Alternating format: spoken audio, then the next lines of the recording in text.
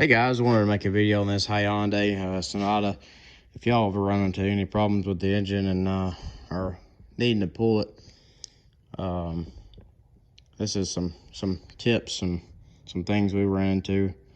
But other than that, it's pretty easy.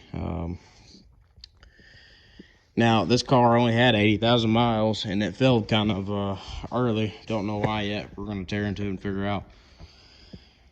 But we were able to pull it from the top, and a lot of people say you can't. If you have a lift, probably be easier to drop the subframe. But we don't have a lift here, so we just used a engine puller or a cherry picker. Now, as far as pulling it, it was pretty quick. It took us like a day and a half. We pulled the alternator off, and we left the AC compressor down there, so we didn't have to break the lines on that and get any air in the system. Trying to think, some of the harder things would definitely be that CV axle on the passenger side. That carrier bearing is very hard to get to. Other than that, on the driver's side, it's pretty standard on pulling it. It's just like any other front wheel drive car. And there are only 3 motor mounts. Now one of them is pretty hard to get to, depending on how you decide to pull it, but there's that one there, and then there's one that bolts right here to this frame rail, and there's one that bolts to this subframe over here.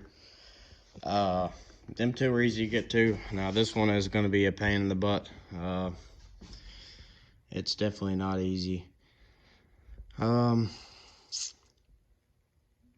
Something to help you out real quick, if you're pulling it like we did and you can't get that carrier bearing loose or off the motor, I do recommend pulling this piece of exhaust right here coming off the cats, going out to the resonator.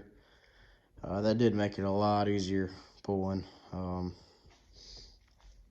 because that little hole right there is the only spot you got to stick your arm up in. I'm gonna show you where that carrier bearing mounts to. There's hardly any room back there. It mounts right there, kind of behind my exhaust manifold or cat. Other than that, guys, I hope that helps.